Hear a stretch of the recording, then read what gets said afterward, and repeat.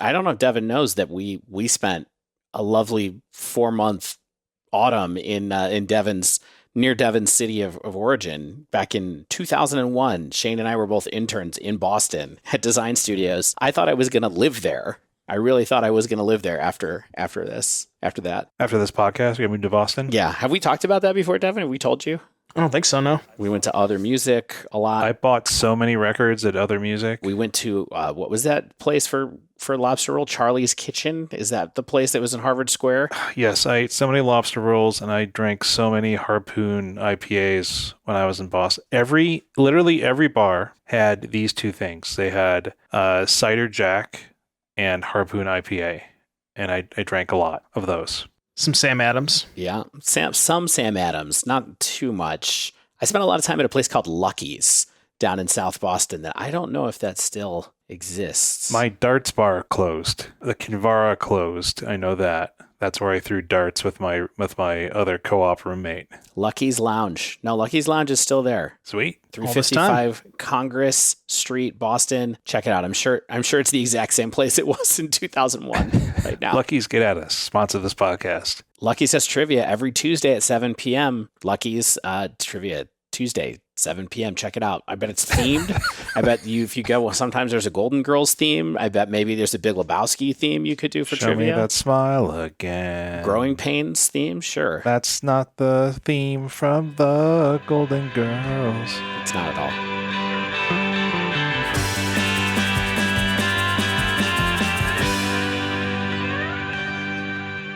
Hello and welcome to episode 260 of the Dive Down, a Magic the Gathering podcast focused on the latest decks, trends, strategies, and new sets for the casual spike. My name is Shane, here in Denver, Colorado. With me on the line from Massachusetts, it's the one and only Devin O'Donnell, aka Doomwake. That's me. What's up, Devin? Not much. I've been playing a lot of Standard. Actually played a Standard RCQ this past weekend. Ooh, how'd it go? 0-2 drop. That didn't go super well, but We call that a Godfather around where I'm from.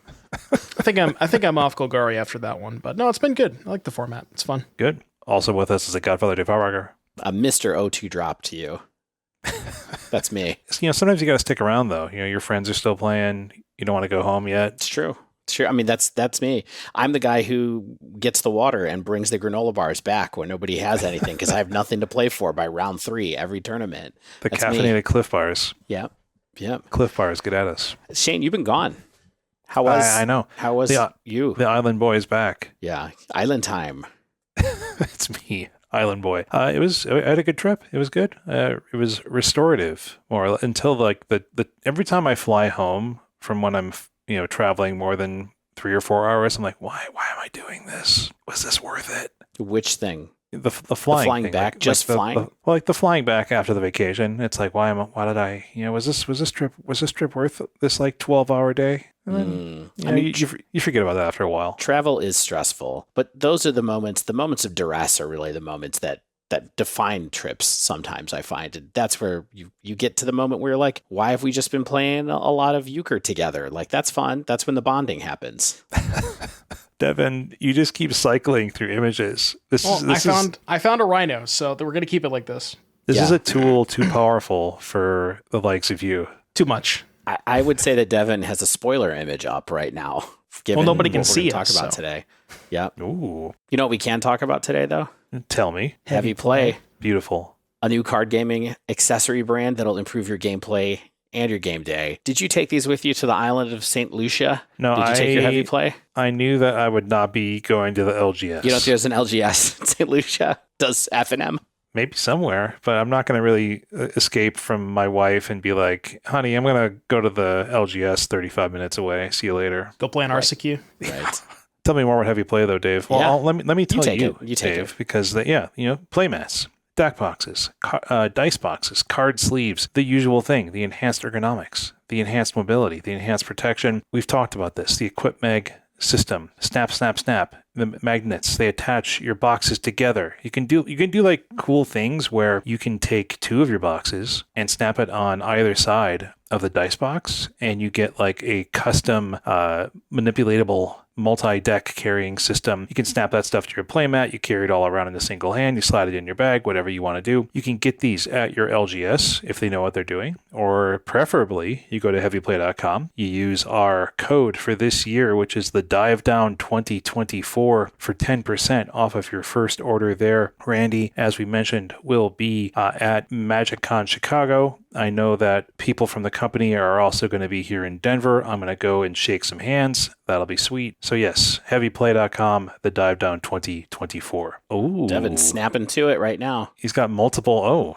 one on each side. Rogue. Yeah, the new way to do it. So this week's show, y'all. I was gone last week. Here, full disclosure, I didn't even listen to our episode. I didn't listen to a single podcast, even on the airplane. I don't know what I was doing. Usually I'm listening to tons of podcasts.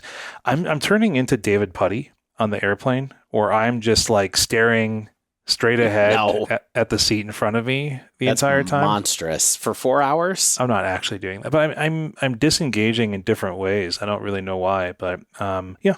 But so I didn't listen to any podcast. I looked through some notes. I saw what you talked about. This set is a wild one. So I'm interested to hear what we have in the second week of spoilers. We're going to talk about our top 5 cards from the set as well. I'm curious to see how many of these overlap. I think there's a lot of unique cards. I mean, they're all unique, unless they're reprints. Turns out. But I think there's some interesting tools for some cool decks, some powerful decks, and I think there's also some potentially new tools that do some cool combo-y things. So I'm excited to talk to you all this week about the second batch of spoilers. We also have... What's the name of that set, Shane? Murders at Markov Manor? Yes. Is that it? It's Murders at Karlov Manor. You did what everybody does. It's not Markov. We got Manor. another one. Nailed it. We opened the door. Me up for that. We opened the door and he walked right in. Devin did yeah, me. and I knew exactly what Shane was going to say when Dave asked that question. So funny. Yeah. and I tripped over my own feet, and I did like a Chevy Chase pratfall back when he was doing that. We've also got a tournament report from the Legacy European Championship in Ghent with 948 players. We can see if Modern's doing anything new. Spoiler, it's not. Dave, why is there Denver in this week's show? The RC at Denver is coming up, I believe, this weekend, right? Oh yeah. After this show comes out? Yeah, I'm going to be going. I'm not going to be participating. I'm going to go hang out. I'm just going to see what's going on over there. It's not too far. There's good food over in that area, like lots of good international restaurants. So maybe I'll go grab like some West African or something. Maybe you can find Shane at an international restaurant after you have a Godfather. As we say. After you got, there's a really good pho place. I don't know if it's actually just strictly pho. I remember when the boys from Chicago came in, we went there and had some really good soup. Oh man, that was good. Mm-hmm. Anyway, I just wanted to mention that we're going to talk about Ghent in somewhat preparation of RC Denver. And I think maybe, at the end we can tie them together a little bit. Maybe we can give a little off the cuff. What would you play? Although I know what you would both play and I know what I would play. So it is what it is. I have that as a discussion point. Great. In the notes, actually. So Great. Before all this housekeeping, we've got new patrons this week, a bunch of new patrons. I love seeing we have returning folks. We've got Matt M. I think Zach B. is also a returning patron. That's right. We've got Austin B., another Zach, Carlo M. Thank you all for becoming citizens or returning from overseas. You got your visa restamped or whatever. I don't know.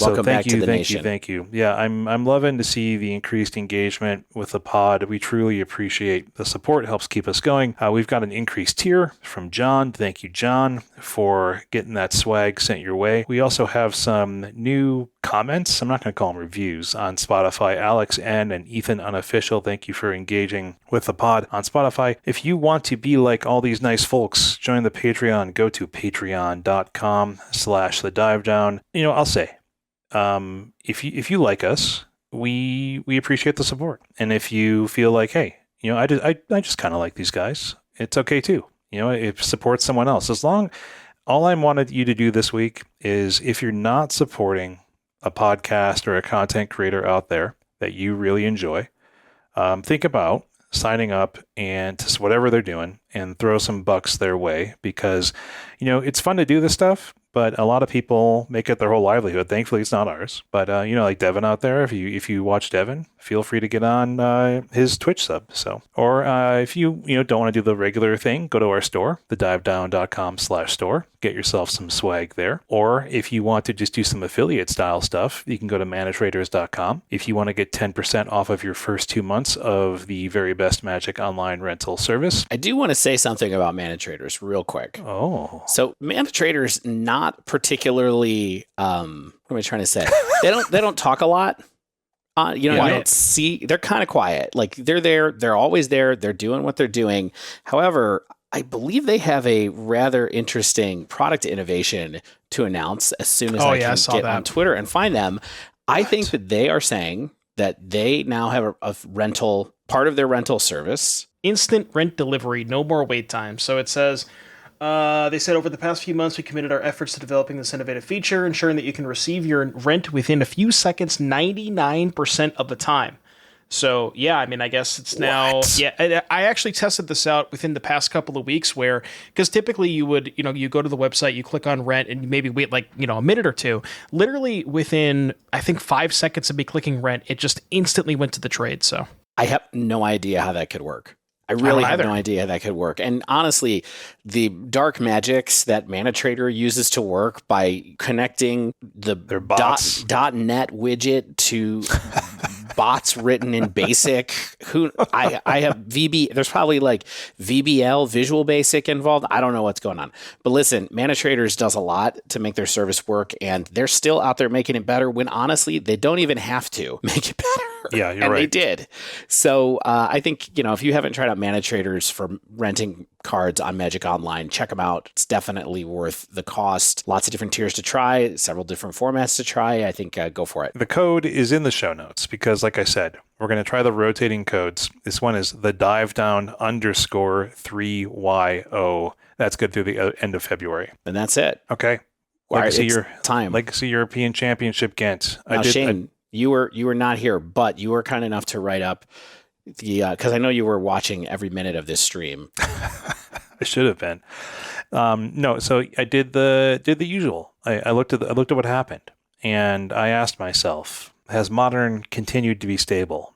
Are people adapting in any way? Can they adapt in any way with the current cards that we have there? Because you're looking at trends on Goldfish. Not much has been shifting over the last few months at this point, especially at the top of the meta. Like we've got Rhino, Scam, Yogg, Murktide, Amulet.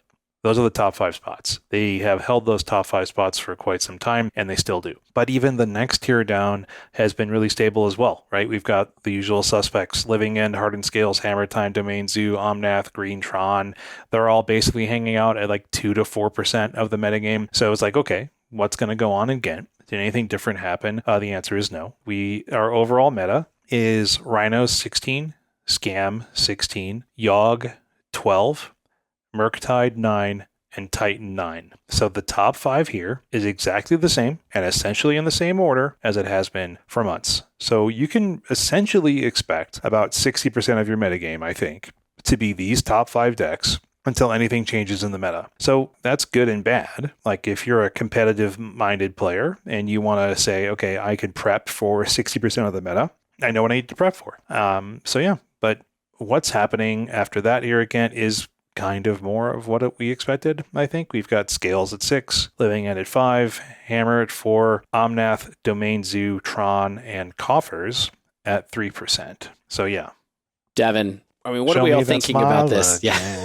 What are we all thinking about this stable meta, especially when the deck that you two like to play is sitting here at the top of the meta consistently? I mean, it's Modern, right? Like it's really hard to say anything else at this point because we've kind of like Shane said, we've gone through this for the past 6, 7, 8 months, and I mean, I I don't foresee anything changing anytime soon. If you look at these decks like Rhino, Scam, Yogg, and Murktide, the reason that they're the most played decks is because they're the most well-rounded, right? Rhinos, like, not just in terms of matchup spread, but in terms of how they play out. They all have aggressive draws. They all can play late games, maybe less so with Titan. But, I mean, yeah, it's just like, it's really hard to find a deck that has a good matchup against all 5 of these because they attack from so many different angles. Yeah. It is interesting to see the way that even in this like metagame share spread from mtgdecks.net, not the metagame share, but the win rate chart, where it's kind of like, wow, like Yawgmoth is good against these 7 decks, but average against these other ones. And then Temur is good against some of the other ones, and Amulet's good against some of the other ones and bad against the other ones. So it's like very interesting to see how this is evolving. I mean, I will say out of this top tier, I don't know if you want to get into win rates now. Oh,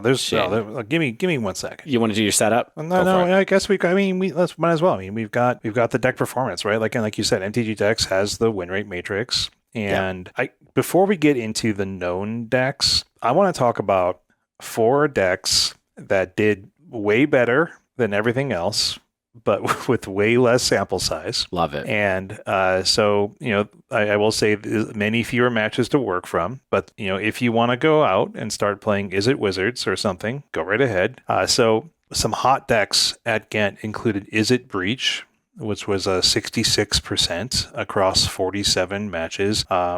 It's pretty heavily weighted from one player, as we'll get into. Martyr Proc was 64% across 33 matches. Is It Wizards, 60% across 15 matches. So at least 2 people brought Is It Wizards. And I like Wizard Izzards a little bit better than Is It Wizards, but that's just me. And then finally, we have Dimir Shadow, 58% across 48 matches. So, all you new wizards out there at the next big tournament, I hope to see you. Whoa, wait a sec. Before we get off of this, like, you brought up Cool Decks Inc. Yeah. Can we talk about Cool Decks Inc. real quick and just describe a couple of these decks? Do you have them up? I have a couple of them up right now. I mean, Is It Breach, I think it doesn't look like this particular list from Ghent, and I'm looking at the player who went 10-5, Francisco Sanchez at Ghent. This deck list looks pretty stock to me. I think about the newest card that is in here, glancing through it right now, is Stern Scolding. There's one of Stern Scolding in it, but otherwise, it's what you expected. The deck that I wanted to talk about for a minute that's sort of interesting and weird is It Wizards? Because this has been a thing that's been a joke a little bit for a long time. I think that people thought that Wizards might become a thing, for example, like Wizard Burn and Pioneer, all because of the card Wizard Lightning or Wizard's Lightning, not Wizard Lightning. It'd be a lot cooler if it was Wizard Lightning. Wizard Lightning. Yeah, but Wizard's Lightning. So I want to give you the contours of this deck if you all have not seen it. Ooh, screen share. Oh, I know how to run a Zoom call. I'll do a screen share. Dave, do you not use ad blocks? What's an ad block? Oh my gosh. Shane, I work in the advertising industry. You think I want to take money from my children's own mouths? Their gaping maws. Yeah. Feed me. Enjoy these ads. All right, so here's what's in this deck. And I'm going to tell you which of these cards are wizards and which ones aren't. You ready? Yeah. So, Magus of the Moon. Wizard, yes or no? I'm looking at it, David. Yes, sure is. Sleep Cursed Fairy. Do you all remember this from Wilds of Eldraine? That like cool like ward thing.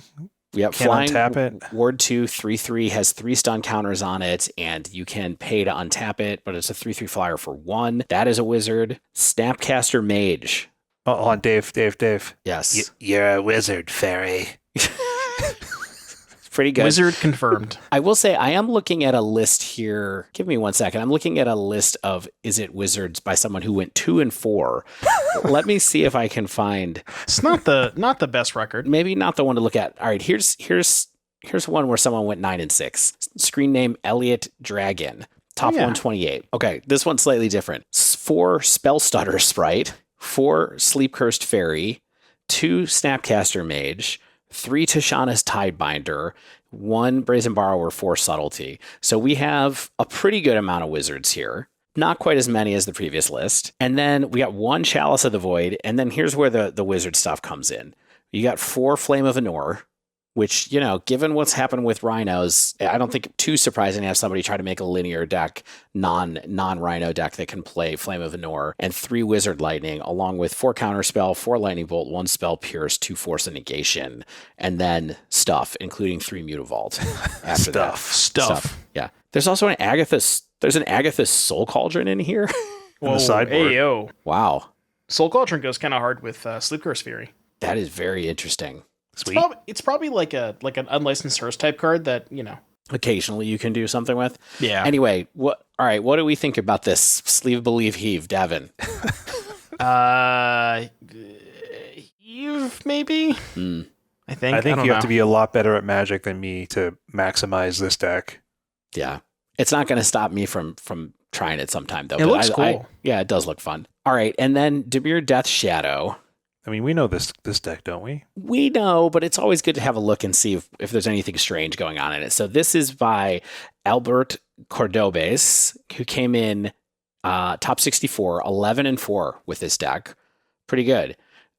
We are looking at a blue-black scam deck is what we're really looking at here. Ooh. So it's Bowmaster, Shadow, Voidwalker, Street Wraith, Grief, Murktide Regent, Brazen Borrower, Tishana's Tidebinder. You got a 4-pack of Not Dead After All, 1 Undying Evil. So it's blue-black scam with Shadow as a payoff instead of going a different way, playing red cards, for example. Not a lot of blue cards here. Only 4 Preordain, a Murktide, and a Borrower, and a Tidebinder. So pretty light on blue. Yeah, it's actually it's just mostly like mono black scam, actually. I like when you go off mic, Devin. It sounds like you're like looking inside a drawer at like a third monitor. Like he's like, let me get the deck microscope out and just make sure that I'm really like dialing it in.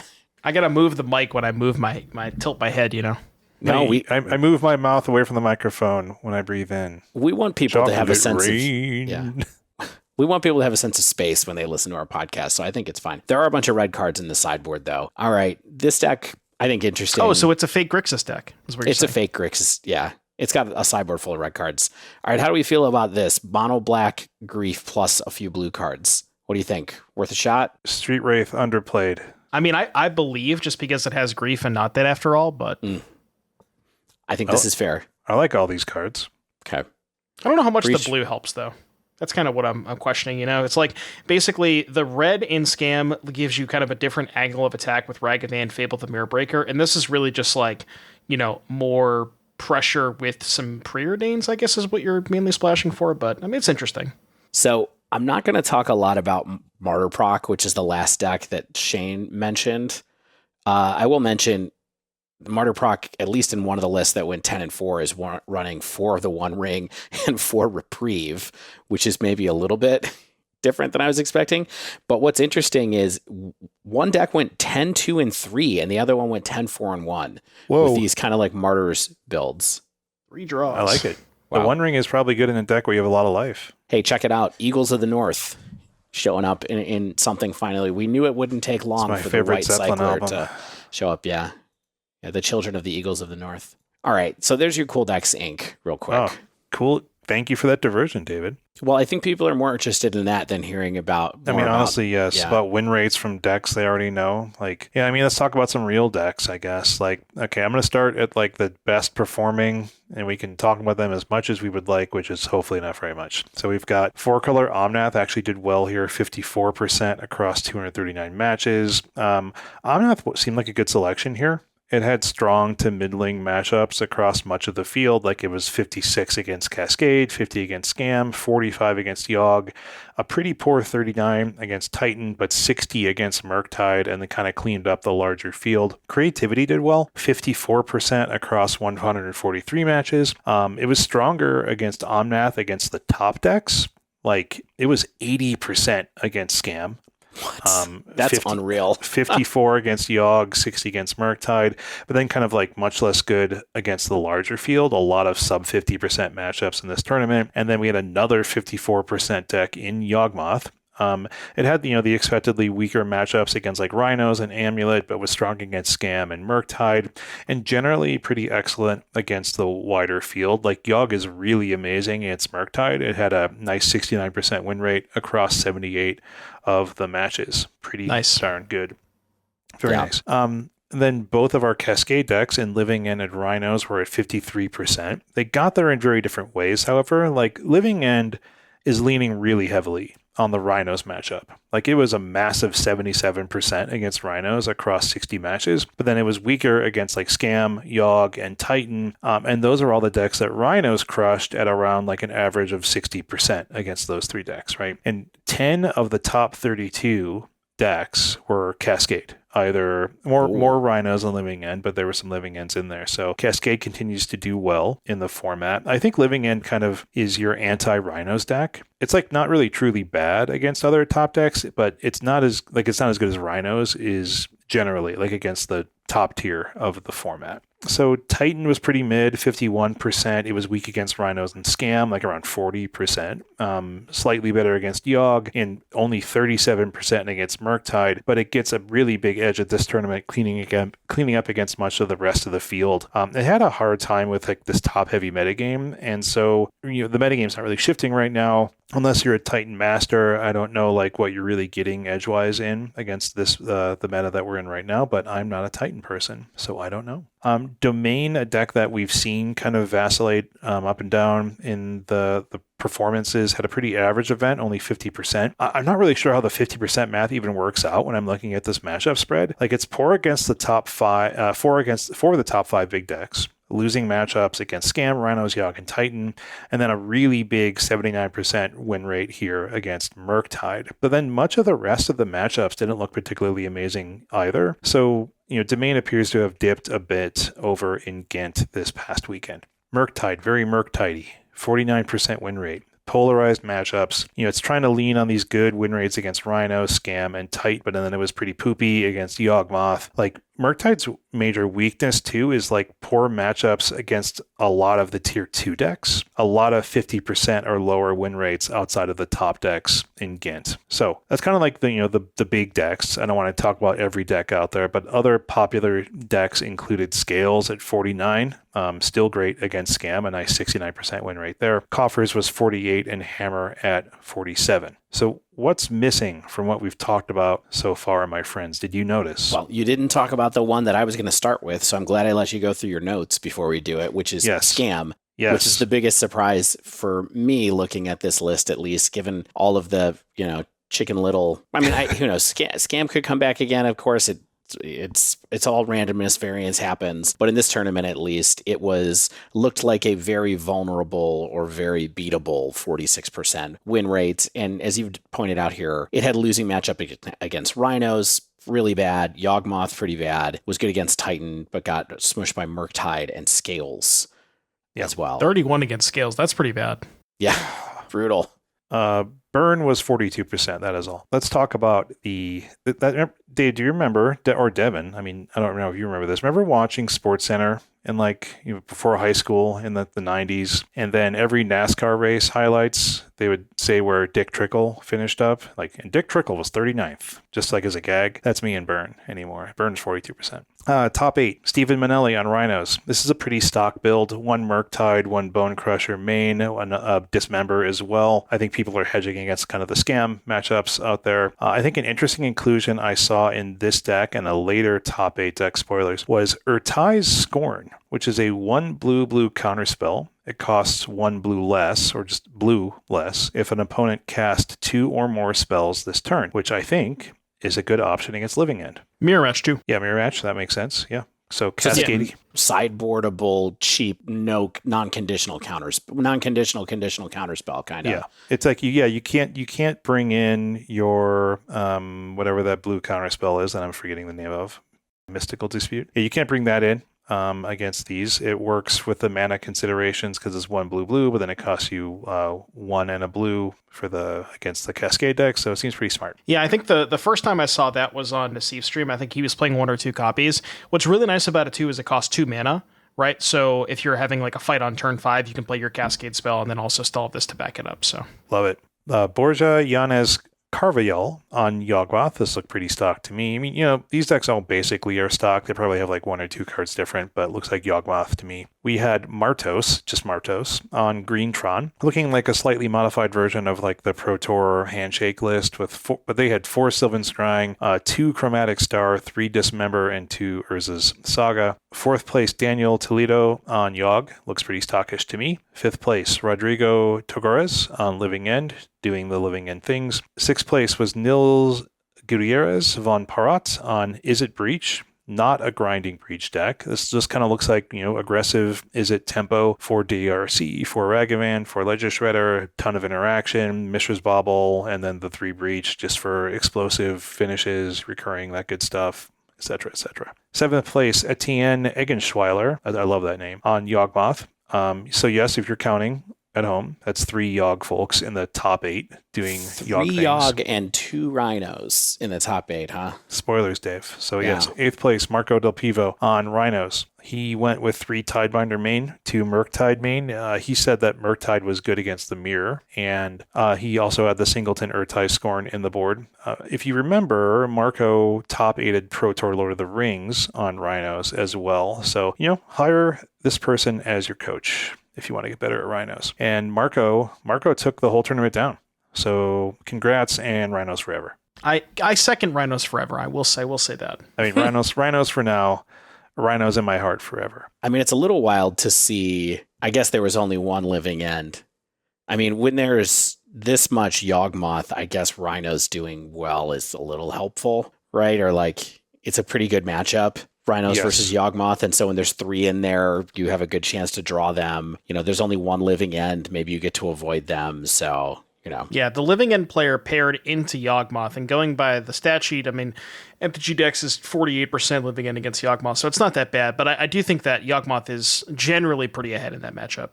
Mm-hmm. So, interesting stuff. Yeah. I will say... stable, baby. It is, and there's an interesting tweet from someone who I like to bring up on the show occasionally, Anil Yahi, who posted a matchup matrix of the most present modern archetypes, where they had something like a sample that was like whatever sample gave him a 90% confidence interval on the win rates that he had. And so if you want to look at that, it's pretty interesting as well as an addendum to just this individual tournament, because a number of these boxes on his matchup chart matrix aren't even filled in because they don't really have 90% confidence intervals, but there's a ton of matches that do, and it really just kind of snaps in pretty nicely with what we saw at Ghent, of course, which is, Falls is towards the top and the matchups all make the same, but I think it's worth looking this up as well if you want to see a 50,000 foot view of the format. Sweet. Ever since the last bans, basically. Yeah, I mean, Dave, you asked us earlier, like what we would play. And I feel like based on the math and based on the meta, like there's not a real reason I think that I would take anything besides Rhinos personally, because I know Rhinos. But if I knew Yawgmoth, like basically I don't see why you don't play just Rhinos in Yogg if there's like money on the line, because they're the most consistent decks and they have the widest decent matchup spread. Like Rhinos is only really a dog to Living End, but like Living End isn't a huge portion of the meta, and like Yogg's not going to do well against Rhinos, but it's still salvageable, and you're just so like solid against so much of everything else. But like, I think other decks are defendable, but like Titan is just so sketchy against some of the popular decks like Rhinos and Murktide. It's like kind of hard to justify saying like, yeah, I'm going to take Titan to this tournament. I mean, it's even 43% against Evoke in this tournament today. It's only 51% overall. It's only 50% against Living End. So yeah, for sure. And like looking at Scam, like I think like it's pretty clear that it's lost a step in some way, shape, or form. It's like not the tier 0 scourge of the format any longer. And I think that's just kind of like the story of Manor right now, is that you can pick a deck that can really be strong against certain things, but isn't as good against the field as the perhaps the best 2 decks in the format of Rhinos and Yawgmoth. And I think there's some cards we're going to talk about today.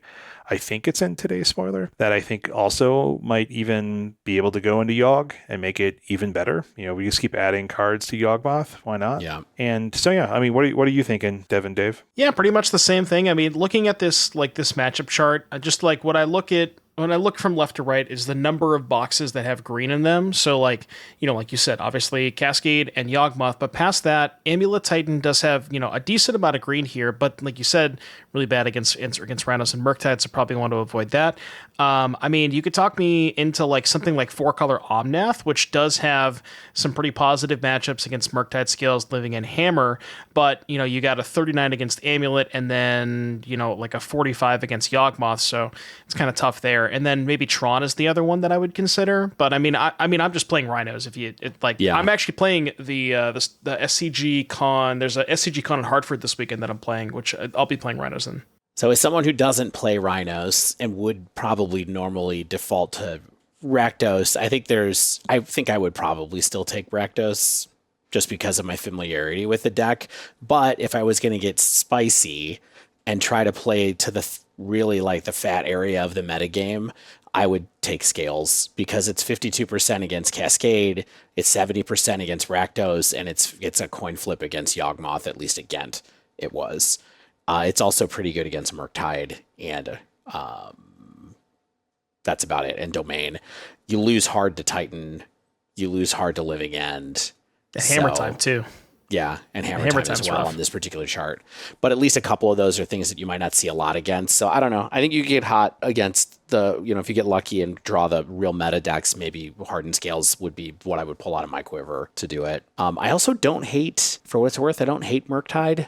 Really? Well, again, it's 60% against Evoke, 53% against Cascade. It's bad against Yawgmoth, but it's good against Titan. So I guess depending on how much people pick it up, maybe you could give it a shot. But I probably would prefer Scales just because I prefer a more assertive style deck than Murktide, but that's me. It's weird. I think Murktide is a little bit maybe better overall against the maybe top 5 or 6 decks, but then if you look past that, it's 39 against Living End, 35 against Hammer, 21 against Domain, 39 against Tron. So it's like you're maybe on the balance slightly better against top 5, but you're a lot worse against like the more random stuff. Yeah, that's why I feel like I would rather go with a more like a deck with its own plan. So I thought you were going to say Wizard's Lightning personally, but I bet I have all those cards, I guess is all I would say. Ooh, no, actually, I know I don't, because I don't actually have Tashana's Tidebinder in paper yet. So I think I would be priced into Hardened Scales.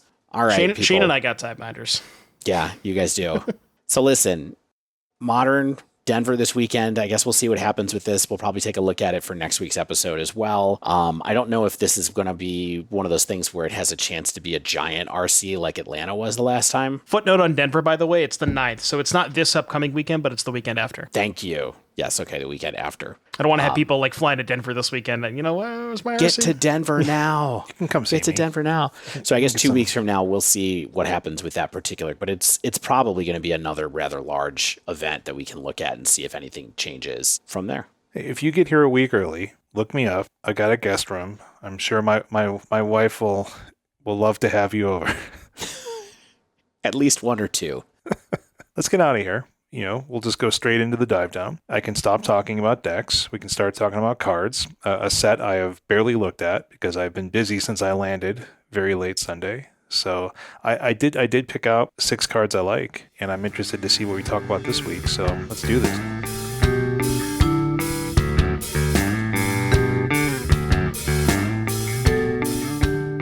All right, it is time for week 2 of spoilers from the poorly named Murders at Markov Manor.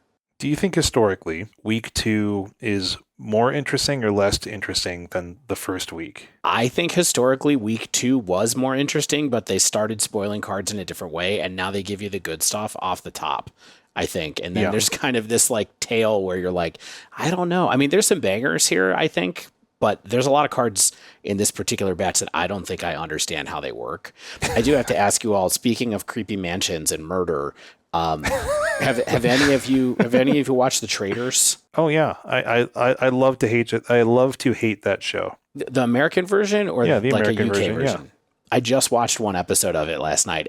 Should I stick with it, Shane? I mean, because you do not watch a lot of reality TV, and no. This is like a hit list of reality TV. I think the game is good. I think the people they get on the game to play it are complete and utter morons. And it makes it really frustrating because it's like you're playing a good game badly. And I think that's part of the fun is just like, these people are messing up, but it's worth watching. I mean, the I think hosting is unbelievable. Oh, Alan Cumming Yeah. he should get like an Emmy for his he's just amazing. So funny. Do you know that he has a Tony and an Emmy? Okay. Yeah, that's it. Not surprised by that. Yeah, no, he's great. How do you know that off the top of your head? Because I recently looked up Alan Cumming. Okay, perfect. Well, I will stick with it. I watch a lot of reality TV, so yeah, I think it's like a reality TV all-star like thing. There's like people from all the things. There's like that one lady from Survivor. Deck. Oh, see where we went? This is where Survivor is like top tier reality, and I'm like, just give me absolute trash of Below Deck. There's like 4 housewives, which is like I don't know anything about that. But. Good thing it's a mansion. I forgot what I was going to say. Oh, the other thing I was going to say is, yes, it is like a greatest hits of reality TV, but it reminds me a little bit of like Now That's Music. Remember like the vibe of those collections that people used to put, where it's just like a year of radio hits. Yes. Like that's what the casting feels like for this. It's like, now that's reality TV on the Traders. Yeah, it's pretty good. All right, let's talk cards. Dave, you know how I listen to podcasts at like 1.2 to 1.4 speed? Is it to avoid discussions like that? No, the Traders is a show I wish I could watch at like 1.2 speed. Because it's just like, God, this is too long. That's very funny. Just record it and watch it after. That's true. You got TiVo. I know you do. Boop, boop. All right.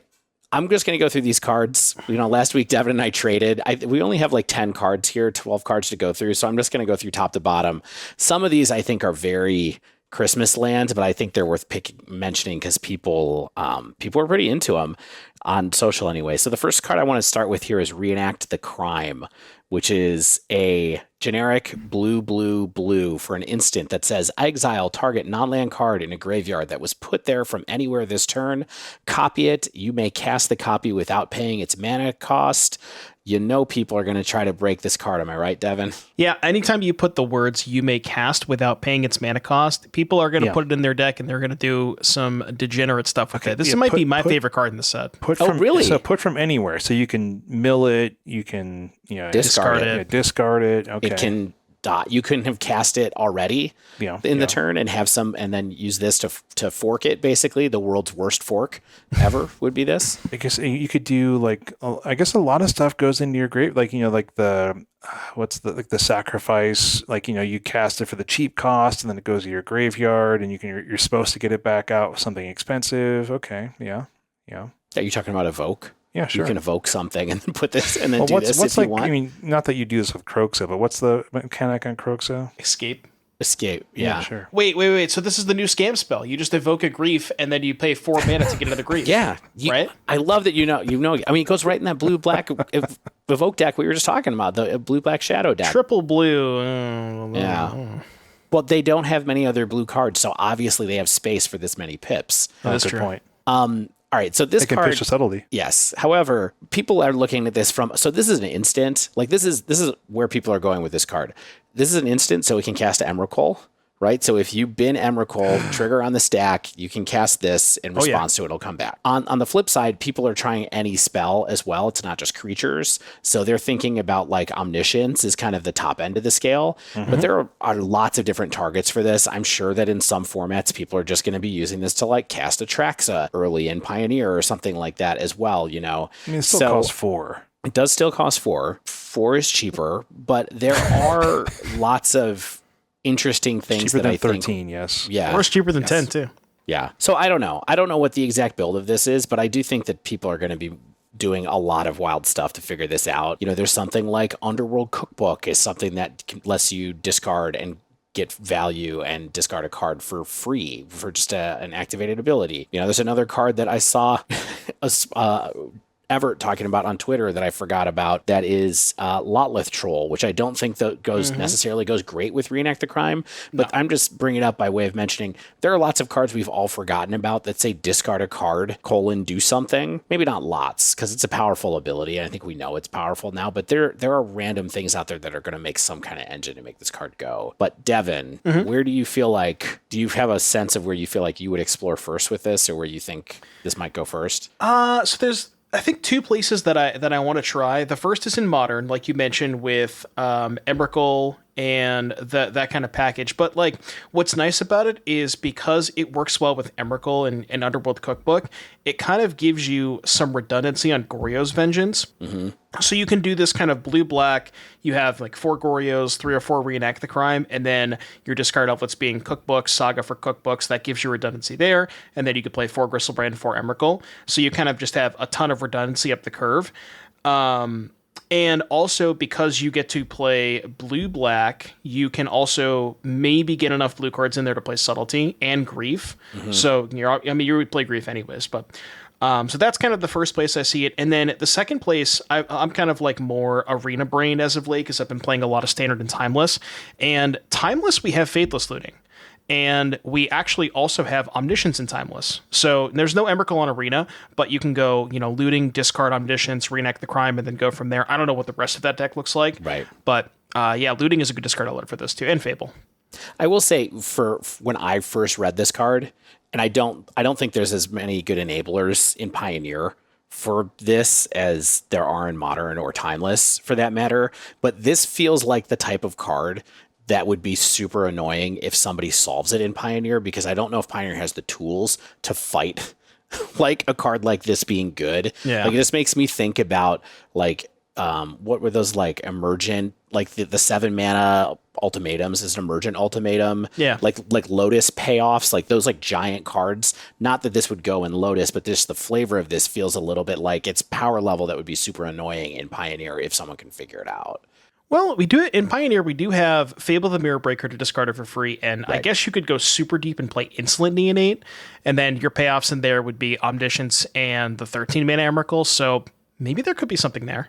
Yeah. So anyway, I do feel like there's something to this card, but I think it's going to take a minute to figure it out. Yeah. Shane, any thoughts on this type of? This is so outside of a deck that I feel like I've ever seen you try to play. This costs 4 mana, and it says 3 blue pips. Yeah, pass. He's off it. I don't think I've ever cast a Cryptic Command or anything that cost this in my life. Yeah. You know that occasionally I would try to Narset Emrakul people. So that's, I can go this way. All right, the next card I wanted to talk about is Insidious Roots. It's an enchantment. It costs black-green. And it says, there's a lot of text on this one. Creature tokens you control have tap, add 1 mana of any color. Then the next paragraph says, whenever 1 or more creature cards leave your graveyard, create a 0/1 green plant creature token, then put a +1/+1 counter on each plant you control.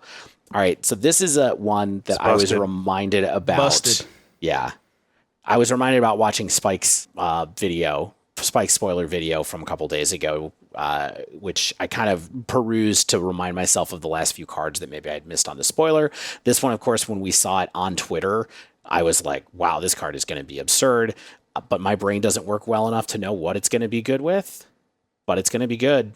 Off the top, I mean, one thing you can think about is like Cookbook, Oval Chase Daredevil, Cat Oven. That's the kind of stuff that Spike was talking about, but also makes a ton of sense to me. It's anything that's going to leave your graveyard over and over again, like Oval Chase Daredevil is going to do this weird stuff. Y'all can play it. Like cards leaving your graveyard with Undying, like sacrificing, coming back from Undying, like you can then sacrifice like the plant tokens that get generated with like these loops. I think I don't know where Yogg has room. Like, is that a win more card? I think people definitely test it and determine, like, it could be like a 1 ring thing where it's not worth it, or it could be like a Soul Cauldron thing where it is. I think it's pretty darn interesting. This card dredges, you guys. Cards leaving really dredges. This card dredges. If like so, it's just an example. Ox of Agonis, which we talked about, or maybe I thought about talking about it earlier from Escape. So, like, if you escape Ox of Agonis, The exiled cards count as leaving the graveyard, by the way. Well, it's one or more. Yeah, and no, but note this. When you dredge, it's an individual effect. Right, yeah. So, like, it basically, you get, like, 5 bodies and 20 power from escaping an Ox of Agonis, let alone like Narcomoeba stuff and just, like, other added value. Based on the rules as I understand them. And I don't think this, like, necessarily makes dredge a thing again. But I think it's just another example of, like, wild crap this card can potentially do for you. I didn't even think about that, because I guess you're right, where each instance of dredge, even though it's all part of the resolution of the Ox of Agonis' ability, each separate instance is its own, like, dredge imp, that's 1, dredge imp, that's 2, dredge thug, that's 3. Yeah, I didn't even think about that. That's pretty cool. One thing that, so obviously it's really good in Yawgmoth because it works well with the Undying stuff, which gives you a plant token. And the other really sick thing is it not only gives you more tokens for Yawg, but it's like self-fulfilling where it puts the counters on the plants, which even makes Cauldron more broken, because then you have a bunch of plants that have counters for when you eventually set up Cauldron plus Grist. Right. And the other thing I was thinking is just building like a black-green fair, quote-unquote fair-ish Asmo deck with, the Oval Chase Daredevil cookbook, and then your utilization of roots is with that, but then you can also play Grist, because Grist is good with Cauldron, and then Cauldron works with Asmo, so there's, like, so many different things that you can do with this card. It's also triggers off Vengevine, which notably Vengevine is also a plant. Yeah. I don't know if that matters, but... It is a sweet card, though. Yeah.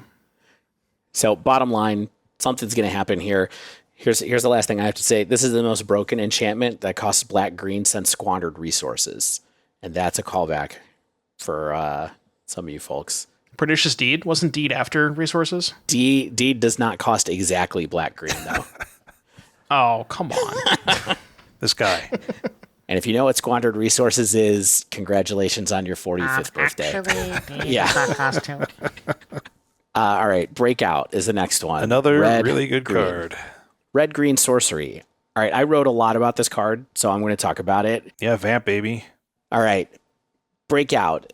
Look at the top 6 cards of your library. You may reveal a creature card from among them. If that card has mana value 2 or less, you may put it onto the battlefield and it gains haste until end of turn. If you didn't put the revealed card onto the battlefield this way, you put it into your hand, put the rest on the bottom of your library in a random order. Mini Coco at sorcery speed that gives the creature haste. Cool.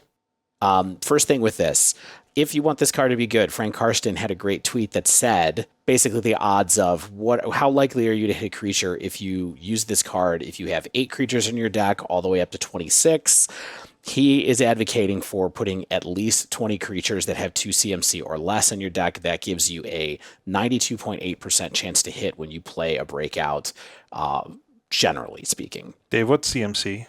CMC. Get out of here. MV. MV. Whatever. Mana value. Boomer. But here's the thing that stood out to me about what he said. I kind of looked at this when I read this card and was like, okay, so this is like a cool combo search thing for a case where all your combo creatures are 2 mana or less, like Amalia or something like that, which I don't know if Amalia is really going to want this card, but, it does dig pretty deep, and it's cheaper than Coco, and it lets you just get a lot of selection. And if you have a deck that's a lot of creatures that are less than 2, it seems like it could work. Amalia combo has 22 hits for this card just now, for what it's worth. Now, the mana base, that seems kind of rough, but A little bit. But there might be other combos in here that make sense with this, though. But the thing that stood out to me was that Frank was like, why wouldn't you put this in an aggressive deck with prowess creatures, with like creatures with prowess triggers? And I was, of course, like, okay, now you're talking my language. But I do think what was interesting about this note is, like, there is a problem with that deck generally where you want to have a good balance of spells and creatures, and having a spell that's always guaranteed to turn into a creature like a questing druid is pretty good and useful. And so having one that goes directly there and goes directly on the battlefield and can attack seems like a reasonable thing to consider. Yeah, I mean, this is Metamorphose-esque. You draw a card, but it's always a creature that gets to put on the battlefield. That's a pretty good comp. Yeah. I like Think it. about it like that way, because you're spending the 2 mana, you get the prowess trigger, and then instead of making 2 mana, you're just putting the creature right into play. I guess it's like if you're putting a 1-drop into play, it's a little bit different, because then your 1-drop. Normally, Manamorphose would give you 2 mana back, but now you're only getting 1 mana back from it. So Yeah. but that's interesting. But do you care, and the question is, do you care about the buff and what are the mix of those creatures and all those kind of things?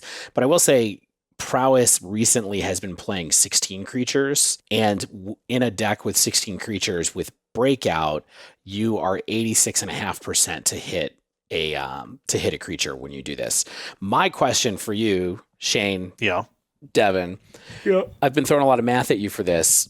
When I watched Everett talking about this card, he said that he would want to have 22 or 23 creatures in a deck to feel comfortable playing Breakout, which means 94.8 to 95.7% chance to hit. What is your line for being comfortable with a card 85. like this working? Yours is 85? Yeah, I mean, I think when I look at I would say 90, but 85 I think is fun. I mean, if I'm playing this card, I'm playing it for fun, and I'm going to build the deck in a way that's more fun. So I'd probably edge towards 85. When I'm looking at Karsten's mana math, when I find that in the archives of the internet, how many mana sources do you need to cast your creatures on curve? I generally was okay, what gets me to 90? But I think I don't think I need 95 to feel comfortable. Like Everett's saying, that seems a little conservative. Yeah, my answer would be, I guess I'm going to give you a half answer here, because it's basically kind of depends on the deck that I'm playing at that point.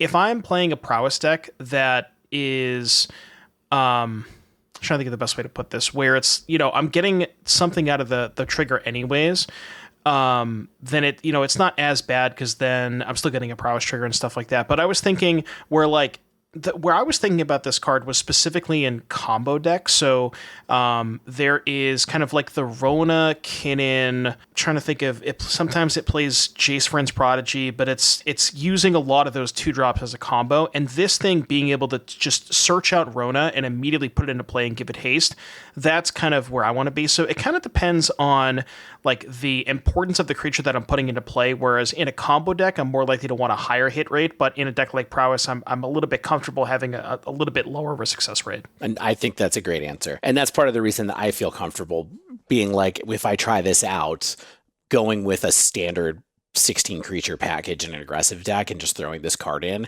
Last week you and I speculated about the possibility of just a red-green prowess deck maybe being the thing to do right now. Let me ask you something that's probably totally blasphemous. How much worse is this than EI in prowess? Devin's no way. I don't know how to respond to that without making you look like a fool. Yeah, it's fair. It's a good point. It's way worse.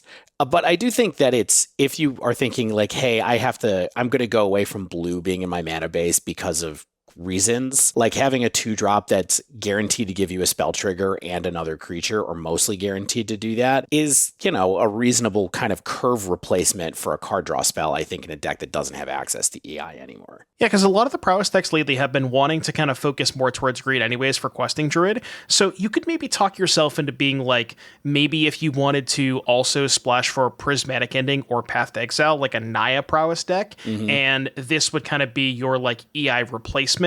But you wouldn't want to, if you're playing Teamer, you wouldn't choose to play this over EI or something like that. It's really if you wanted to play a third non-blue color, Yeah, totally agree. Can't believe I brought up the comparison. But I do think this is one of those classic cards that I like, and then I think to myself, it would be great if we played it in a fair deck, but I'm almost positive that's going to get used the way that you guys both have described in some kind of combo deck. Yeah, that's definitely where I see it. Something with Rona, maybe there's you could do Rona, Inti, Kinnan. Trying to think of what other 2-drops that deck plays. What a rogues gallery of cards you've just said. Inti, Rona, Kinnan, Jace Friend's Prodigy. Well, they're all legends. So it's a Teamer Legends combo deck. I don't know. I need to look up a Rona deck list recently. But yeah, there's the Rona, and they sometimes what they use is they use Tyvar to give that stuff haste. So having redundancy on giving your stuff haste sounds kind of cool too. Yeah, I like it. All right, next card. We can keep this one short, I think.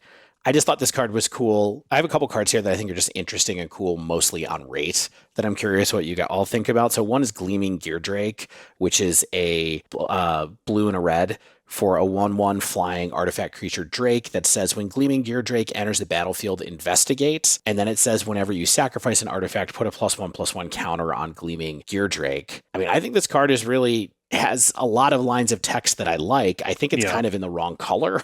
Like, I kind of wish it was a green card so that you could maybe have it as some part of your, like, maybe you have it around for scales or something like that, or something that's a little more clear with what you're doing with sacrificing artifact. But this feels like an engine card for or a payoff card for something, I guess I should say.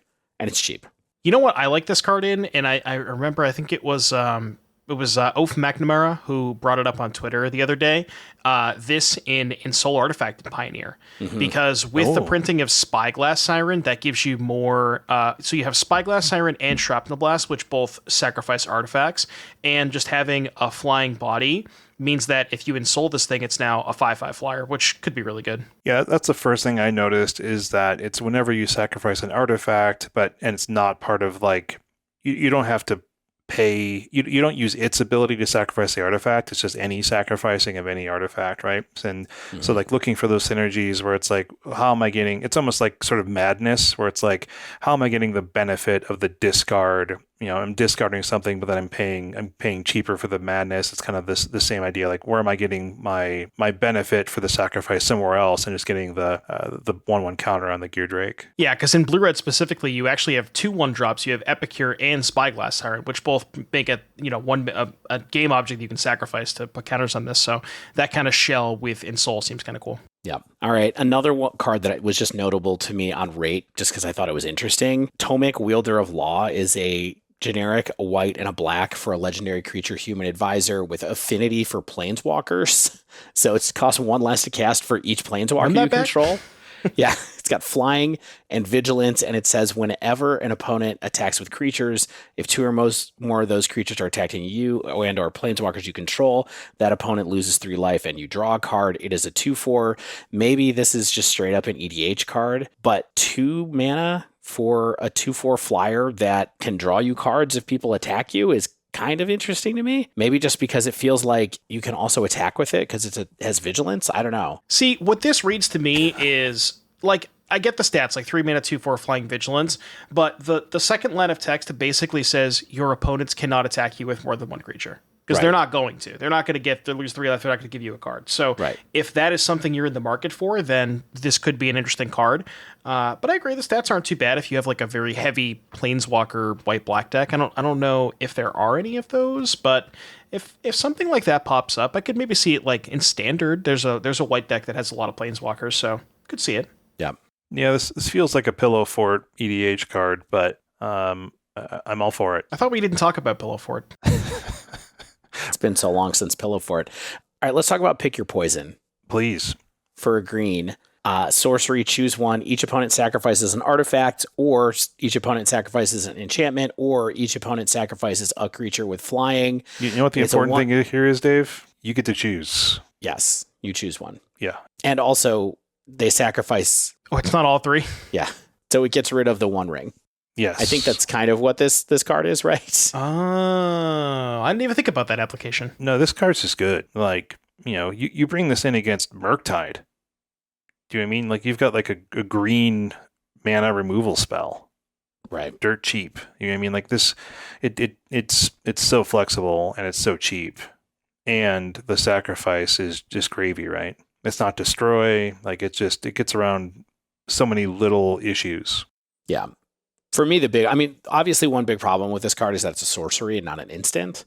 So I think that certainly taps the brakes on it quite a bit, but it's still pretty, like, it's hard to use this against Blood Moon, for example, as, like, your sideboard card, because you might get caught without your basic forest, and then it's hard for you to get rid of it. And that's where, like, Nature's Claim might still be better. But when I look at this card, I'm still a little bit like, are just people going to try this instead of Nature's Claim going forward? Because it gets rid of the 1 ring and it gets rid of Murktide, and it has just that additional option. Yeah, I kind of, like I said, I didn't really think of the application, this being good against the 1 ring when I first saw it. So Yeah, I had initially thought it was going to be good against specifically Murktide, but it's like it kills, like you said, Murktide Ring, kills Saga.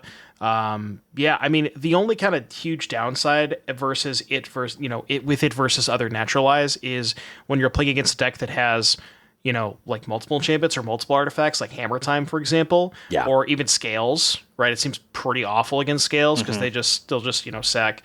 Like if they have a Saga and the Scales, or if they have 2 artifacts, then they get to choose. Yeah, it's extremely surgical, right? Like it's not like an anti-artifact. It's not an anti-artifact deck card. It's an anti-artifact card. It's an anti-enchantment card. It's like an anti-Murktide card if we're talking about modern specifically, right? So it's like it's really surgical, and in that sense, it's potentially somewhat narrow. But I think like in a heavy One Ring meta, I think it's a kind of environment where you would see this, right? Like if this card existed when the One Ring dropped, I think we would have seen quite a bit of it, right? So. And you still might see decks that can't run like Bowmaster have a couple of these around, like, to be able to get rid of One Ring and stuff like that. Like it's just a different vibe. Yeah, I think it's good. I think it's really good. Do we like Forensic Gadgeteer that? I don't think I've read this one yet. Okay, so it's 2 generic and a blue. Don't like it. For whenever you cast an artifact spell, investigate, and then it says activated abilities of artifacts you control cost 1 less to activate, and it is a 2/3, and it makes Basalt Monolith go infinite in cube. Like, what doesn't really? Several other cards do. It's a weird one. Yeah, but people are probably playing in some very weird artifact stuff with this, right? I mean, if you, it does make your clues sack for 1, so that's kind of cool. Interesting. I wonder if there's anything. I'm sure I haven't really gone through the deep dive or the database to see if there's anything this combos with in Standard or Pioneer. I'm sure there's plenty of stuff it combos with in Modern, but because it seems like for the mana cost / body / just general dirtiness of the card, you probably can't do something like this in Modern. So if there's anything that goes with in Pioneer, I can't think of anything off the top of my head per se, but it's definitely an enabler.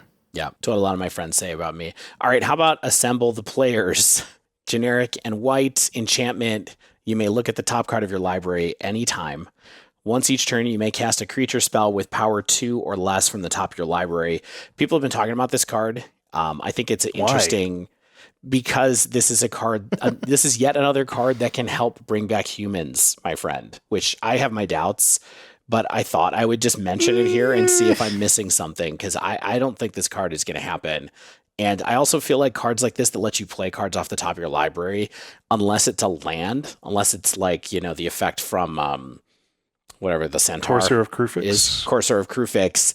Like Experimental Frenzy was never like that great. Mystic Forge has never been like that amazing, I don't think. I feel like this card is in the same zone as that, where you often play it and then you're like, okay, now I get to play a bunch of my cards, but it just never works out. Like you don't hit the constraints right. Cards don't come in the right order. There's like Planeswalkers that do this, like Vivians do this thing. Like it never does what you want. Stop trying to make Assemble the Players happen. Yeah. Honestly, the best application I saw for this card was on Honorog, OnZMTG, who posted something on Twitter a while back. And I don't know if he was joking or anything, but you can look at the top card of your deck, which means that when you have Predict, you can always know what you are looking for with Predict in Legacy Miracles. Oh, wow. Okay. I don't know if he was trolling or not, but... Yeah. Can't you just play like Library of Lang or something? Isn't there another card that you can play in Legacy that always lets you look at your graveyard for cheap, or your library for cheaper than 2? I don't know. All right. So those are the cards that I had on my list. Devin, you have a few here. Do you want to take us through some of these? I would love to. So the first one, so we went through a lot of kind of the meat and potatoes, or I guess the meat last week. So this week is really just the potatoes. Yeah, this is all side dishes. Other than maybe Reenact the Crime, but we might have one chili dog. But so the first one up here is Case of the Gorgon's Kiss. This is an enchantment case. I love that Encyclopedia Brown book. Mm-hmm. What did I miss? I don't get it. Youth, Anyways. Youth, David. He's talking about 80s children's books. Oh, okay. That's why I didn't get the reference. Case of the Gorgon's Kiss, for those of you wondering. Black mana, single black, enchantment case. When it enters the battlefield, destroy up to 1 target creature that was dealt damage this turn. And then it's a case, so to solve it, you need to have 3 or more creature cards put into graveyards from anywhere this turn. And then once it's solved, it's a 4/4 Death Touch lifelink. So not a ton of, again, my focus has been mainly standard, and with the Pioneer Pro Tour, maybe a little bit of Pioneer too. So kind of what I'm thinking for this card, specifically in standard, where the black decks in standard are kind of lacking on 1-drops. They cut down is one of the better removal spells, but past that, the 1-mana creatures are all pretty terrible. Now, this is not necessarily a creature per se, but it's a play you can make on turn 1.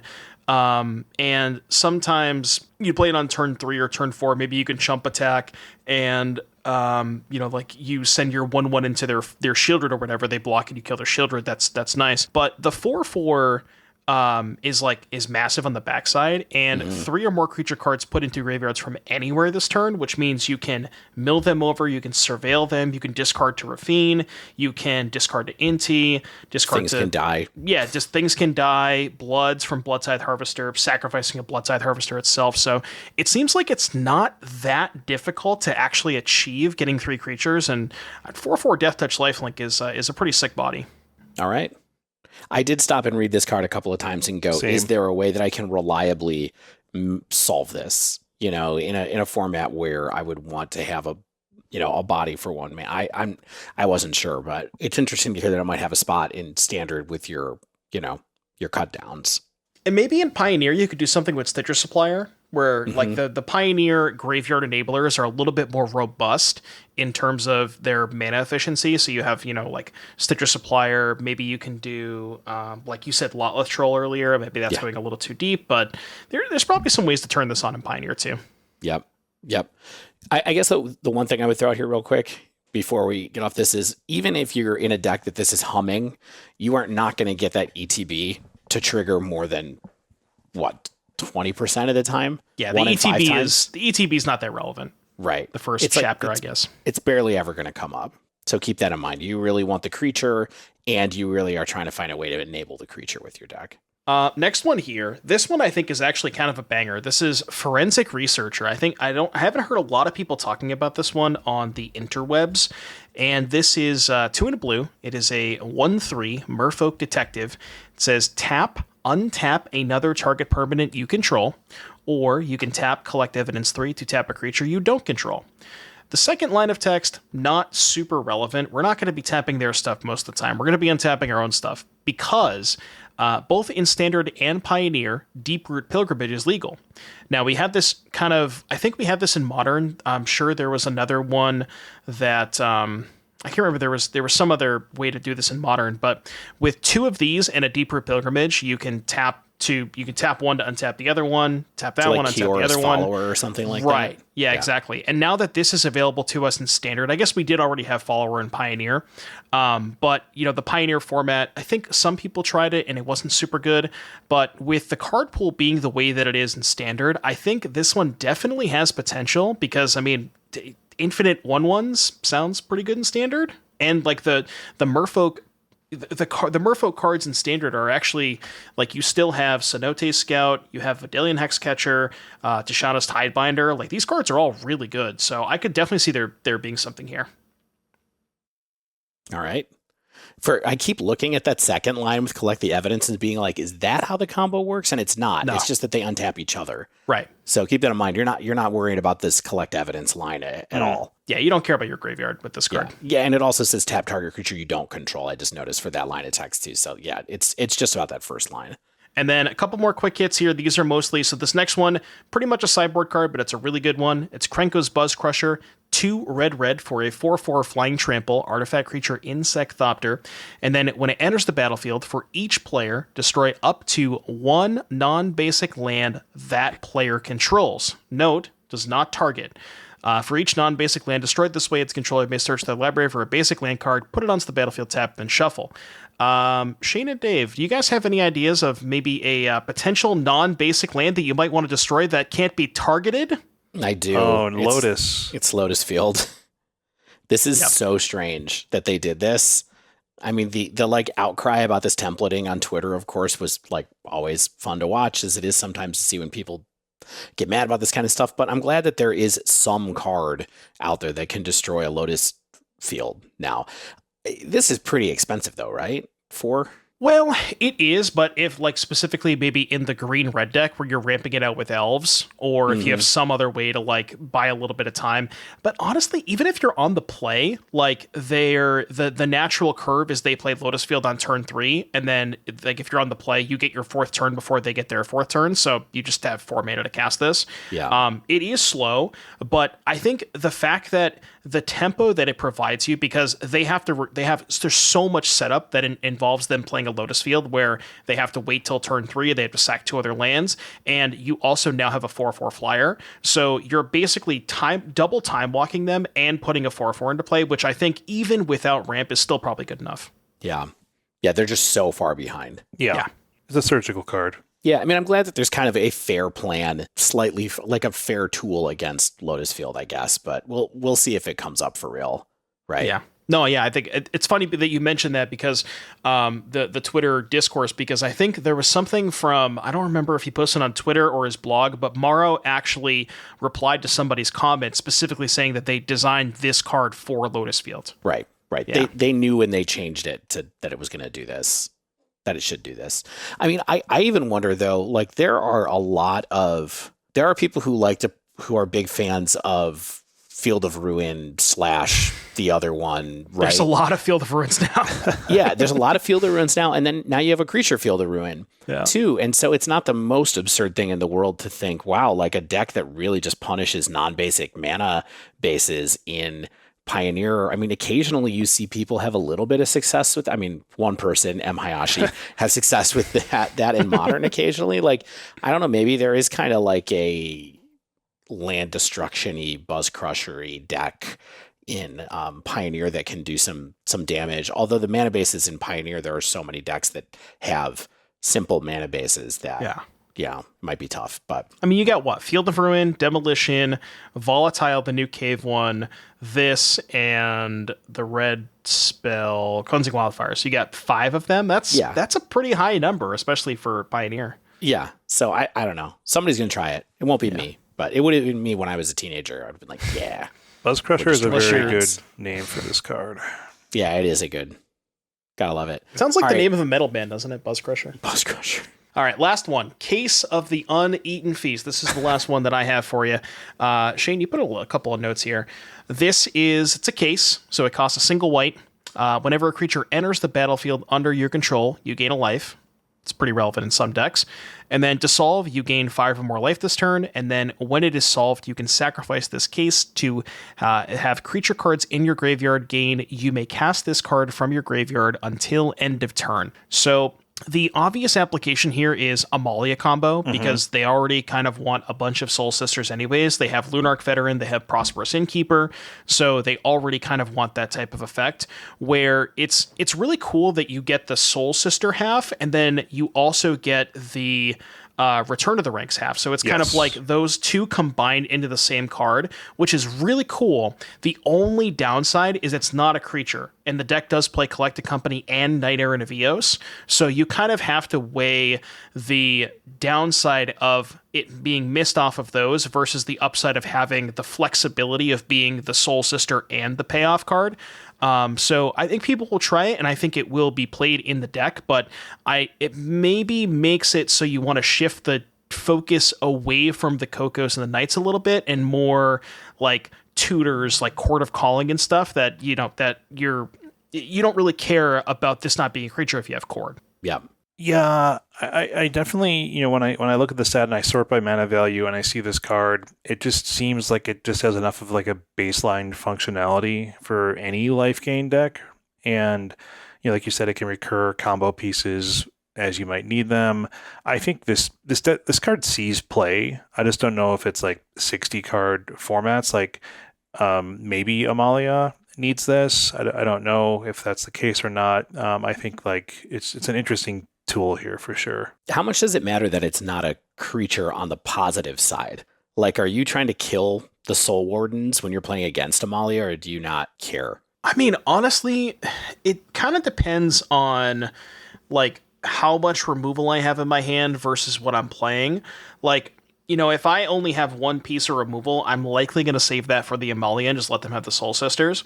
But if I'm playing a Rakdos deck and my hand is like, 2 Fatal Pushes and a shock or whatever, I'm just going to shotgun it. I'm just going to kill everything they play. Right. And just not let them ever develop. So the fact that it's not a creature on the front half can matter sometimes. Yeah. Yeah. It's interesting because there of course is a card that is just 1 mana with this text on it, which is a Johnny's Welcome, but it doesn't have the rest of it. So it's like clearly the 1 mana to just be a Soul Sister that's not a creature is not incentive enough for someone to do it. So you really want to make sure that you are, taking advantage of the cast the creature from your graveyard again.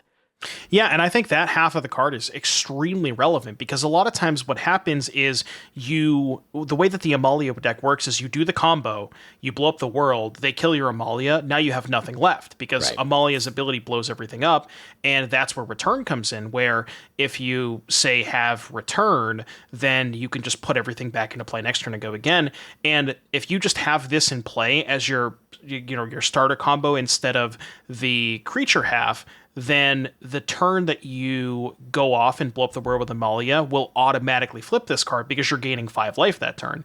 And then in that instance, you don't even need the return on top because you already have the return in play, which is super sick. Yeah, and it's really the one thing I really want to point out about this, because I've read this card a zillion times, and the thing that is still confusing or didn't stand out to me about this one is that this is not a thing that says when it's solved, creature cards in your graveyard gain, you may cast this card from your graveyard until end of turn. It gains the ability to sacrifice it. Yep. So once you are going to gain more than 5 life on a turn almost any time you're playing Amalia if someone sets you up and you get through it. So you can just leave that sitting there, and that's the part that's the insurance. Really, it's not that. It's just the timing thing to keep in mind is what makes this relevant. Right. No, I like it. I think it'll see play. Yep. Cool. All right. Shall we have some fun with top 5 cards? Close this out. Top 5. Yeah, because mostly I also want to revisit some cards you guys talked about last week a little bit. Do you want to go first, Dan? Sure. Yeah, why not? Okay. I have 6 cards, but I can probably remove one of them. So, No More Lies. I see it's on your list, David. Devin, I'm gonna hover over your stuff. I see it in yours as well. So we all agree No More Lies is one of the best cards in the set. So, yeah, easy peasy. It seems good. Against my better judgment. I mean, I think we talked about this in the Pioneer channel on the Discord recently, Dave, but like Blue-White Control just sort of kept sneaking up and getting better and better in Pioneer. And I think that this adds to that for sure. I think it's the best counterspell in Pioneer now, quite likely. Easily. And yeah. I think that this could see play in Modern, maybe. I think it's weirdly potentially easier on the mana than Blue. Can pitch to Subtlety and Solitude. I don't know. I think there's opportunity there. I don't really care if it does or not. Like, don't call me out on it. I think there's potential. But I think we all agree as far as Pioneer and Modern go, which are like the core formats we pay attention to. This is probably the most it's easily the first or second most impactful card from this set on the formats you think so? We pay attention to. I think so. Because I think it's going to have a huge impact on Pioneer, and everything else is going to have a lesser impact on anything that we're talking about. But that's just my gut. You think it's huge? You think it's just like such a good counterspell is now such a powerful tool for an annoying deck to keep rising? Yes. I said this, I don't remember if I said it last week or maybe I was on a stream, but with the printing of Normalize, I would actually be surprised if Blue-White Control was not the most played deck at the Pro Tour. Ugh. Yeah. That's my call right now. I think it's a great call. It's going to be, and pros are or people at those kind of tournaments are so like primed to bring control. Yes. Yeah. I mean, Blue-White was already one of the best decks in the format. It won the RC and it's been putting up insane numbers. So, I mean, I don't expect that to change. And this is just going to be even, it's more of the same basically. Yeah. You hate to see it. Let me really +1 my Teferi to leave up the best counterspell in the format, Yikes. I think Insidious Roots, which we talked about this week, I'm surprised it's not on your list, Dave, but it's a black-green card that puts token on creatures. You think it's going to make it on my list? Yeah. I think there's a lot of potential here. I think like both weird potential and just straight up like goodness. So I think this card's going to do something. I think it's maybe on the level of Agatha's Soul Cauldron in terms of just like weird cool stuff for like a low cost. Especially, it's front of mind because the Yawgmoth implications, which Soul Cauldron has as well, right? So I think Insidious Roots is extremely powerful. Devin, anything it does stuff that shouldn't be that? done. It's on your list too. Busted card. Absolutely busted. Yeah.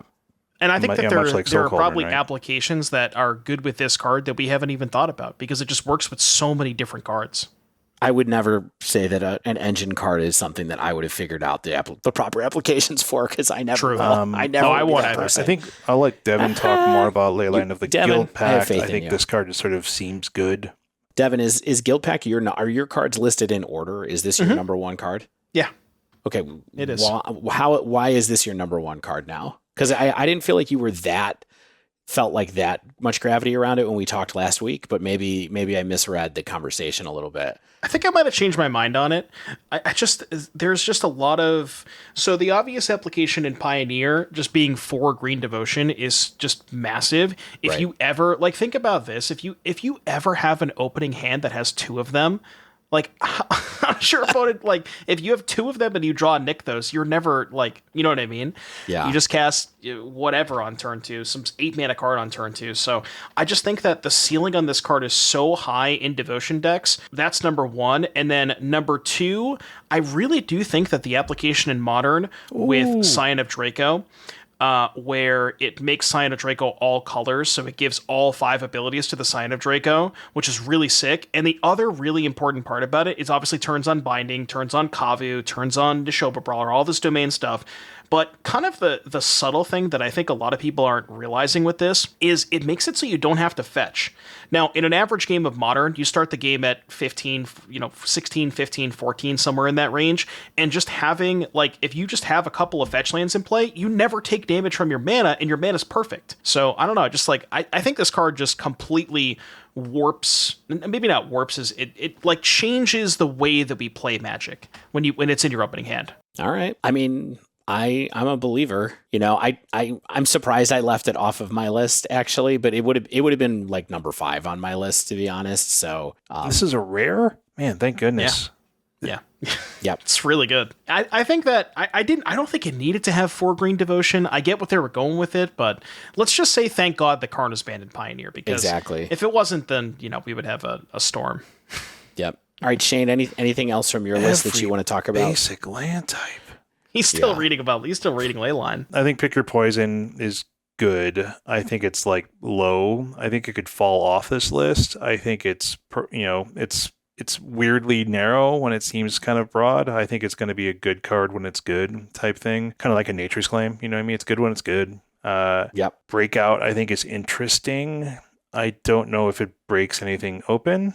But I think that it's interesting. I think it's a cool card that gives some decks that I like some tools. Do you think it could be a breakout card of the Pioneer No, Pro I Tour? specifically did not go there, but I appreciate that you did, Devin. That's funny. For what it's worth, I have Breakout on my list. Well, maybe Devin and I'll read our list after this freeform discussion. Yes. But I have Breakout on my list at number 3, and that's just one for me. That's just for me, I think. What did you all talk about Kylox's Volt Strider? I think it was called Kylox's cell phone charger. The cell phone like charger. Yeah. The cell phone charger. Yeah, liked it. I think I liked it as an option in, we talked about blue-red spells decks in Pioneer.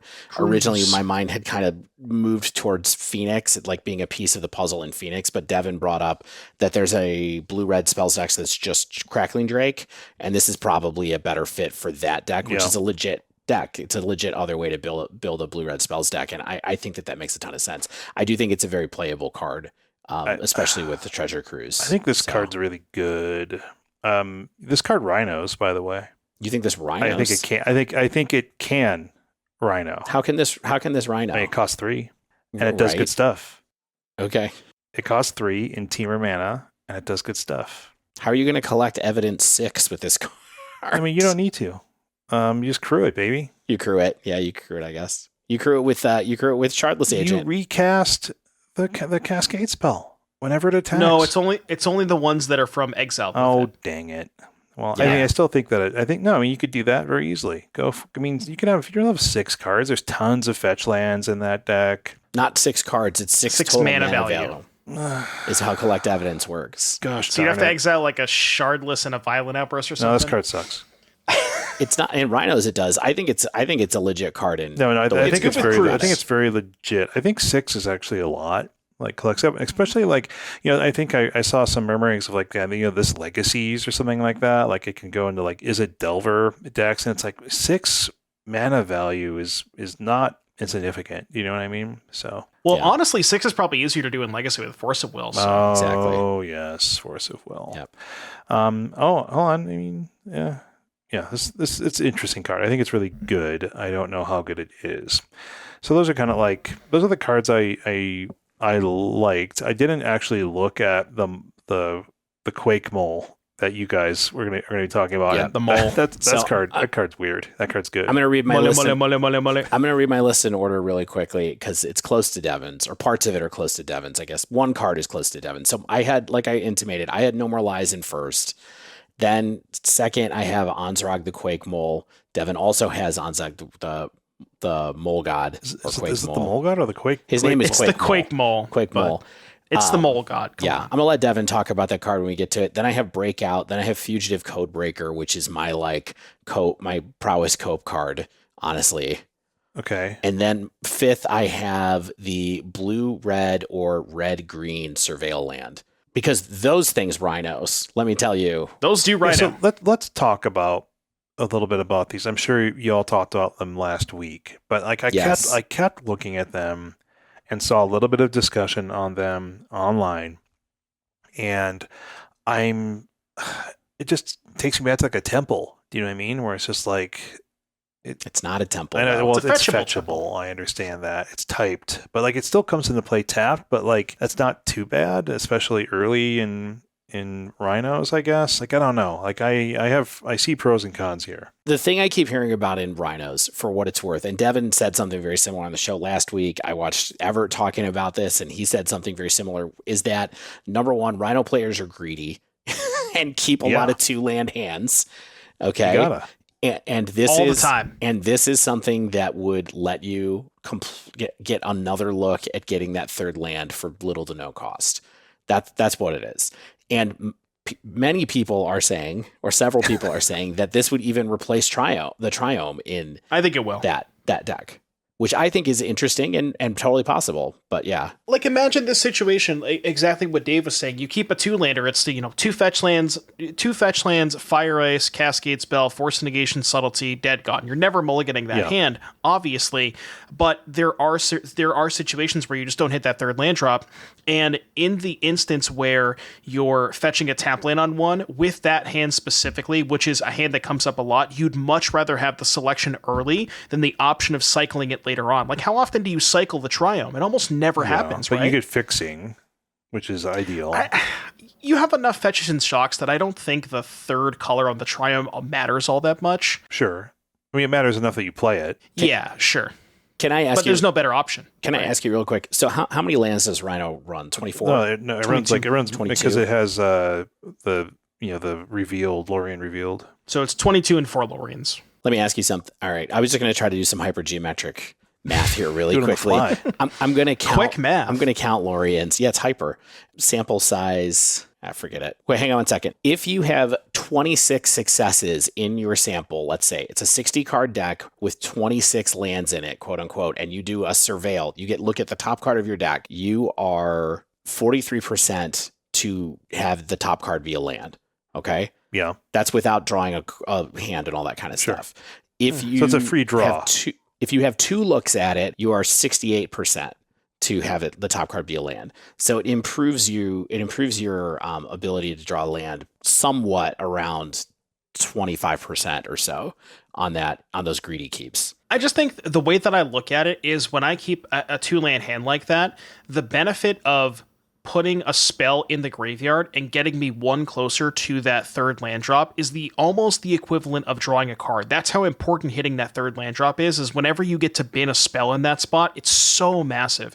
To the point where I'm actually considering playing 2 of these. Like, not of the same one. I think I'd play like a blue-red and a blue-green because you want blue ones for forest. But I'm considering playing 2 of these tap lands because I think they're that good.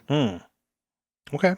I'm willing to have my doubts be shattered. That's fine with me. Can I tell you that I think many people in Modern are going to play one of these in their deck? Yeah, I mean, I think it's good in heavy fetch situations, right? Like, I think like it's just so advantageous where it's like, temples and scrying were pretty cool, but this is definitely much superior to like a temple situation because of the way you can play with it. So yeah, last week I was a bit more skeptical about it, but I feel like at this point a lot of people are just going to run these for the one of just to try to fix marginal keeps.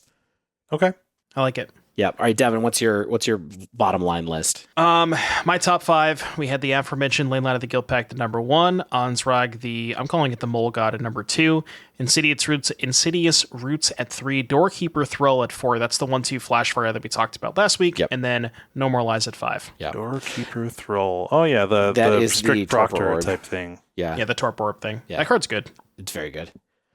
Devin, any last thoughts about Ansrag since this made it to your number 2 slot? Did your hype go up, or was this where you were last week, you think? It's about where I was last week. I mean, a lot of the same stuff that we said last week applies with Voldaren Thrillseeker, Reckless Stormseeker. Just, I don't know, this card just seems so powerful for what you're paying, and I expect to be playing a lot of this in both Standard and Pioneer. It still costs. Shane doesn't buy it. I like it, right? I like it, but like I'm looking at this and seeing the floor, right? And maybe the floor is not that bad, but I can see it being like a 4 mana creature in red green that doesn't have haste, doesn't have trample, and if they're keeping your board clean, then like this is pretty dang bad. So I'm just like, okay, when it's working great. When it's not working, you're in bad shape, but you're probably going to lose that game anyway. I don't know. It's like I'm just trying to figure out like when is this card going to be bad for me versus like how good is it going to be when it's good. Yeah, so I mean, it doesn't have any sort of evasive ability itself, but that's kind of where the Thrillseeker and Stormseeker comes in. You like this card on an empty battlefield is not super great. It's like, again, you're paying 4 mana, doesn't have haste. I get that, but it synergizes with so many different things, like the Thrillseekers, the Stormseekers, and I think that because it has enough synergies, and even like you could even go super deep and play like Cauldron with the Thrillseeker and then Thrillseeker onto that and yada yada. There's some cool stuff you can do there, but I don't know, like even in the worst case scenario where they have like, I think the floor for me is opponent has 2/2/2s, you play this, you attack, they chump block with their 2/2, then, or I guess they just double block in that case. So it's trading for 2/2/2s, which, 4 mana kill 2/2/2s,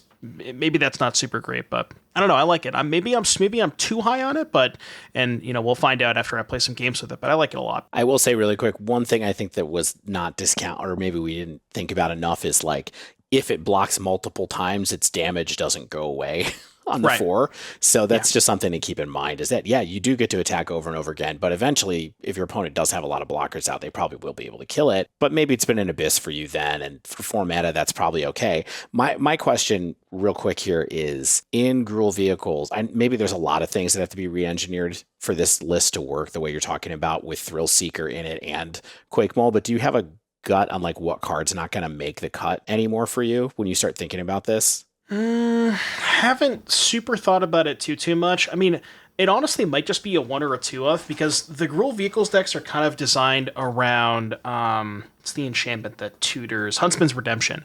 So they're more tutor focused with like they're playing less Thrillseekers, less Lovestruck Beasts, and I think this might just be like a 2 of to kind of facilitate that curve of if you like, play an elf into the turn 2 Huntsman's Redemption, then turn 3 you can go float the mana with elf, sack the elf, get the Mole God, play it, and then like imagine that curve, for example, where you go, and this is again, Magical Christmas Land, but elf into the enchantment.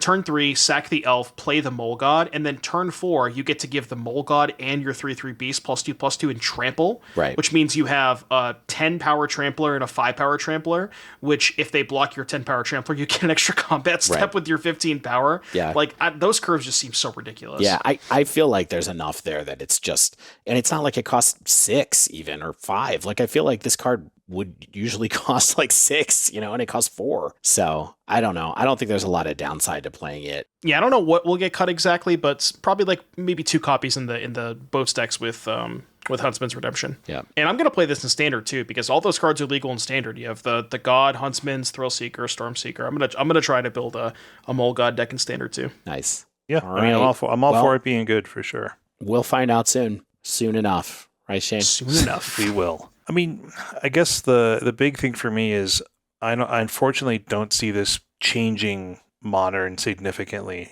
right? Like, I think, like, I don't think there's anything in here that's, like, blowing the doors wide open. I think, like, potentially it just makes Yawgmoth better, which is a little bit scary. So, I don't think we're having that kind of impact on Modern. I think Pioneer, we'll have some upheaval here, or maybe just sort of move some things up and down, and maybe make some slightly stagnant decks like Gruul, like maybe a little bit better. I think that'd be cool. Like with Breakout, could have like a new Gruul deck.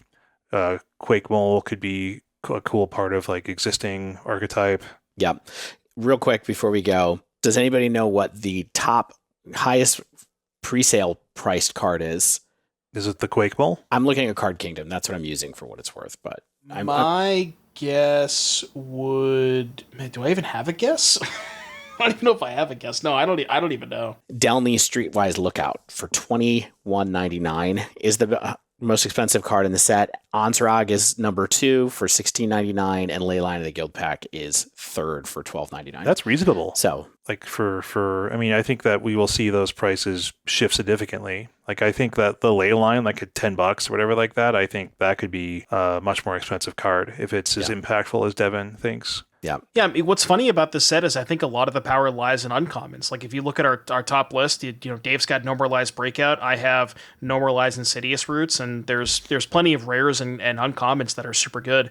So I like that they're putting the power in some of the lower rarities. Yeah. All right. Well, I think that wraps up this week's show. It sure does. If you haven't yet, make sure you subscribe to our podcast so you get the latest episodes as soon as they come out. And if you use Apple Podcasts, please leave us a rating and a review. If you'd like to submit a question to the podcast or reach out, you can tweet us at The Dive Down, all one word, or email thedivedown@gmail.com. If you would like to support the show, you can join our Patreon at patreon.com/thedivedown, or check out our store at thedivedown.com/store. Head over to Heavy Play, get some incredible deck and dice boxes and play mats featuring the EquipMag system. Code TheDiveDown 2024 for 10% off your first order. Mana Traders, shout out to them for sponsoring us. Sign up using the promo code TheDiveDown_3YO. Check the show notes always for our code for them. 10% off your first 2 months of renting Magic Online cards.